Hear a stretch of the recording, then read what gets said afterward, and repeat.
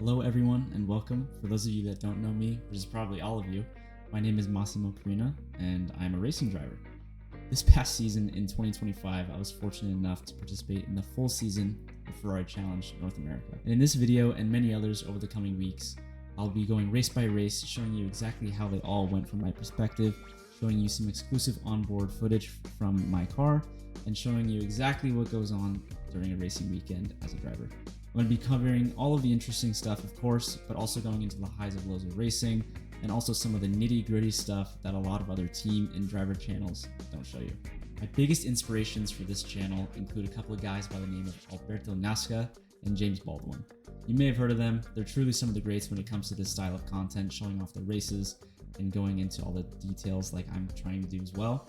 So if you haven't watched them, I'll flash their channels on screen, and I really suggest giving them a watch if you haven't already. With all the formalities out of the way, here's just a taste of what you're going to get to see in the coming weeks.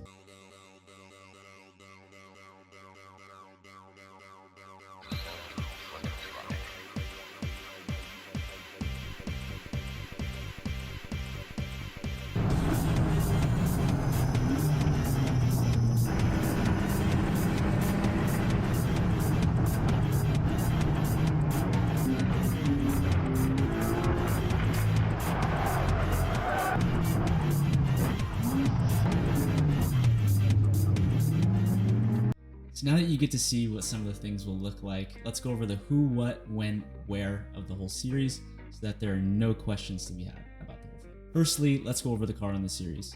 For any of the initiated out there, there's this series called Ferrari Challenge. Ferrari Challenge is Ferrari's own one-make series, which means that all the cars are identical. This allows that the separation between, first and third place, or even first and last in this case, to be all down to the driver itself, which means that you as a driver get to showcase your skills in a way that some don't due to rules like BOP featured in series like IMSA, WEC, and many others. This series runs on just about any of the major continents like North America, Europe, Asia, etc. This series is very similar to Porsche Cup or Mazda MX-5 Cup in terms of how the series is designed, in terms of how the cars are identical, and it's all down to driver input. The car itself, in this case, is the Ferrari 296 Challenge. This is Ferrari's current one-make series race car, introduced for the 2024 Ferrari Challenge season and to be replacing the 488 Challenge Evo, which I also raced in its time. This is the first ever Ferrari Challenge car powered by a twin-turbo V6, which completely disrupts the heritage of this series, as up to 2023, every single Ferrari Challenge car to participate in the series had used a V8 engine of some sort.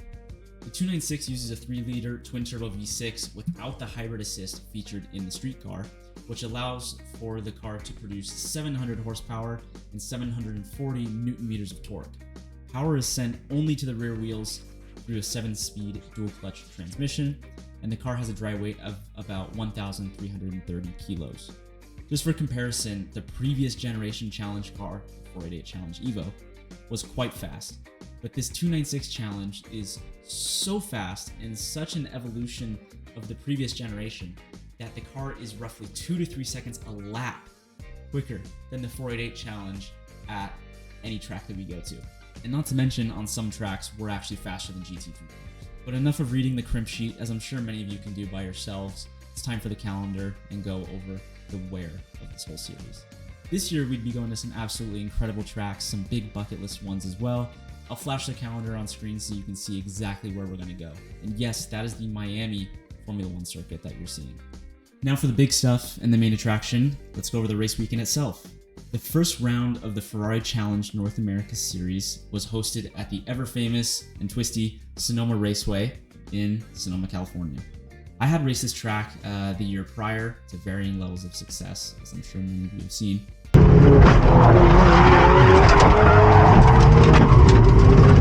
But that's a story and another video in itself. So if you haven't already, go ahead and watch that video. It's on my channel. It's not commentary like this, but it's a full race run, and you get to see my run back through the field after an incident like that. Not to mention, if this kind of content is something that you guys enjoy, show me by liking, subscribing, whatever. It's just a way for me to know that you guys enjoy it and that it's worthwhile to keep making, because at the moment I'm doing this simply for the love of the game. But back to the weekend itself, these practice days were some of the first laps that I had in the 296 challenge, as like I mentioned previously, all my experience had been in the 488 challenge, which is a totally separate chassis, totally separate power unit, and way different aerodynamic profile. So it took some getting used to, but I was slowly building on my skill set and getting faster and faster and faster. Practice was going really well in general. We were getting the setup quite dialed. I was understanding the degradation of the tire, which is quite important in this scenario. But it was all going super well until I had a bit of a step back, let's say.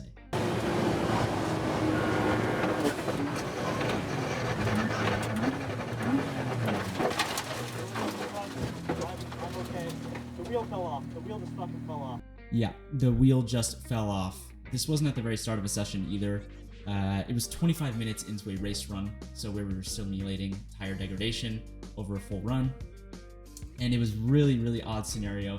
Still really have no idea why, but after doing some testing and some marks on the lug nuts, we found that the lugs were actually backing off after a long session. So because we were all paranoid for my car and then everyone else within my team, we just kept retorquing the wheels every single time we got in the car, even if they never came off and we were going to use the same set, just kept retorquing so that we could avoid any kind of disaster like that. But thankfully, the car never had any real damage. It was all superficial, just some minor stuff with the fender and the front bumper, but nothing that inhibited us from continuing driving and practicing. Speaking of Sonoma and practice in general, I'm sure that some of you might not be totally familiar with the track itself, so I'm going to use this as an opportunity to take you guys for a lap around Sonoma Raceway.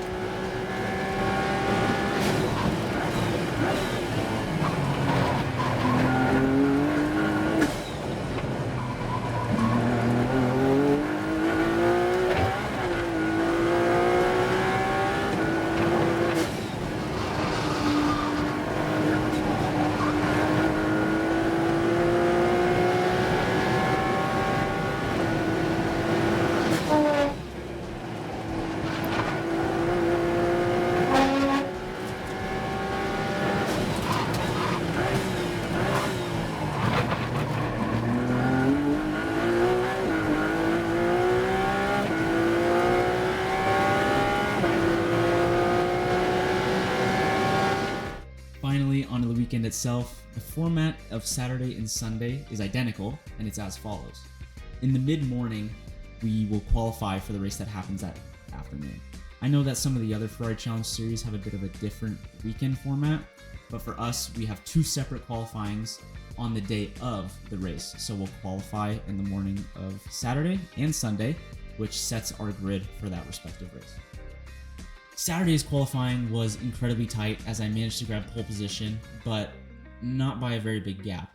The gap was only 13 thousandths of a second, and that was between myself and fellow competitor Dylan Medler, who ended up being last year's series champion. For reference, a human blink, I had to research this, a human blink is timed at about 0.1 to 0.4 seconds. Sit there right now and just blink. That was slower than the gap between us. You really can't fathom how tight this is. So I was very happy to squeak out a pole like that because it's very important going into the race. Now it's finally race time. It's a very hot day in Sonoma, California. I'm sweating my ass off on the grid. I'm trying to psych myself up as I'm trying to get in the zone, get ready. We roll out to begin our formation laps and we get into our grid positions and roll up 2 by 2 towards the start finish. and take the green flag. I, as the pole man, get to set the pace, which is the speed of the cars. I get a really great jump, and as we come across the line for turn 1, and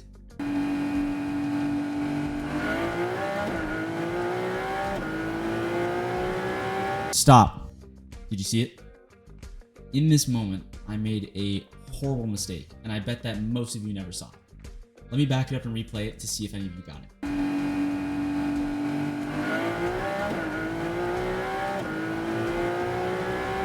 Did you see it this time?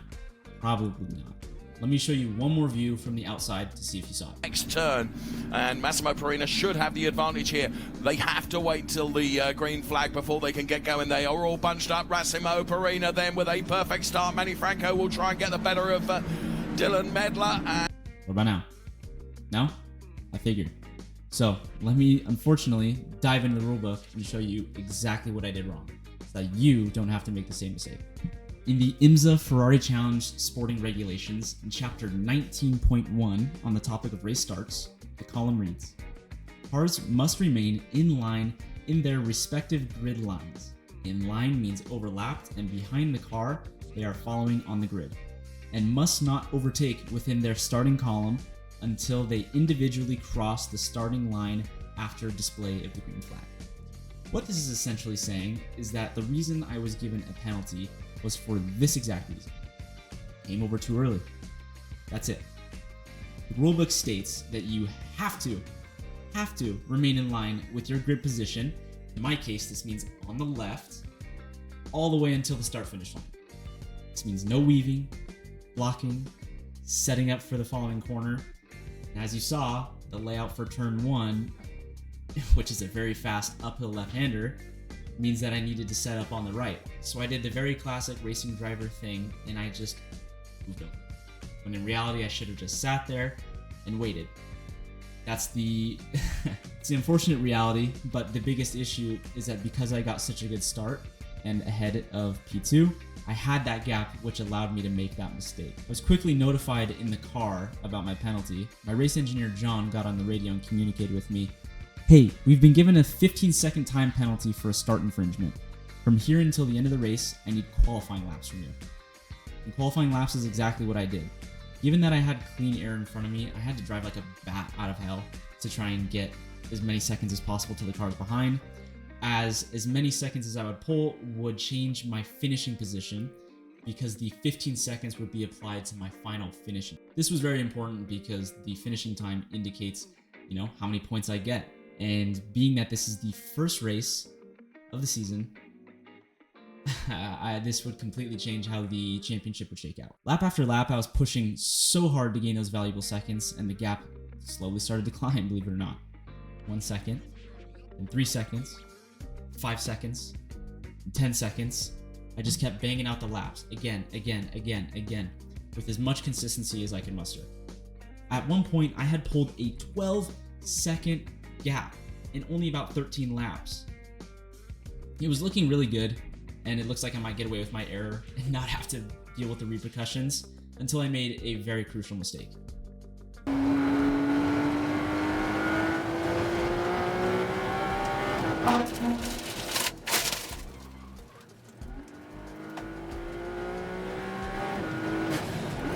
So besides shitting my pants, exactly what happened in this instance was I was coming out of the sweeping downhill left-hander and was so focused on getting a good power out for the straightaway that I totally misjudged the amount of grip that I had on the front axle and just drove off the track like a total idiot.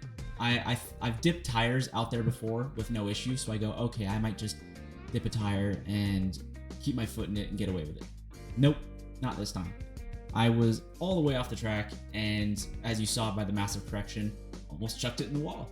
That was a massive correction that I had, and I got super lucky to get away with it, as a lot of people in the past have not been that lucky and have ended up in that left-hand wall, which not only ruins the race, but also the car. That'll totally ruin a chassis. While I did end up recovering from that mistake, I did lose roughly 3 to 4 seconds in the process, which completely destroyed the potential of me getting a podium. I ended up finishing with roughly a 10-second gap to second place, which placed me roughly P4 after the 15-second penalty was applied to my final race time. But no matter, this was still a brilliant drive, and I was very happy with how I performed despite my massive mistake. But I think it was an important lesson to learn because if you get so focused on the start and setting up for the first turn that you completely disregard the rules, it'll come back and bite you. And in this case it did. I'm just happy that it didn't happen later in the season because who knows what kind of implications it would have had on the championship. Saturday race day was over, and even though I was disappointed, it wasn't for very long, as before I knew it, Sunday was upon us, and that means qualifying 2 and race 2. Now in qualifying 2, I was fortunate enough to go ahead and snatch pole again, albeit by not a very big gap again. This time it was 67 thousandths of a second. Blink again. Yep, still slower than the gap. It just kept, I don't know why it was so tight, but I mean the competition was pretty high, so I'm very happy with the result. It just meant that I was driving to a higher standard than I had thought. Happily, I can report that race 2 went a lot cleaner than race 1. I had a good getaway again, crucially not making the same mistake and staying on the left-hand side, and I ended up pulling a gap to P2 while also doing a bit of tire management just in case there was a safety car, which thankfully there wasn't. And I ended up finishing about 5.5 seconds ahead of P2 and came home with pole, fastest lap, and a win. So that's a clean sweep for Sunday, and I'm super happy with the result. This clean sweep meant that I left with a massive bag of points, and even more important, as championship leader. This gave me a lot of momentum going into Daytona, which I was super excited for because this is one of my big bucket list tracks, and of course the home of the Daytona 24-hour.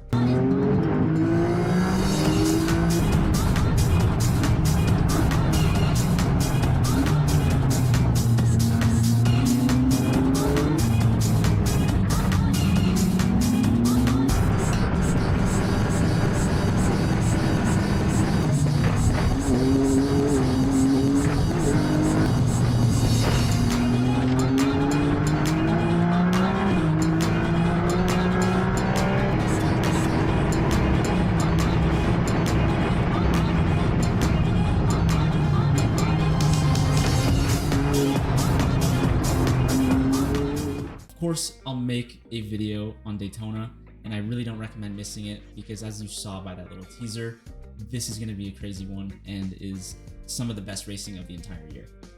Thank you guys very much for watching. Sorry for the crude video, and I look forward to seeing you guys in the next one. Peace.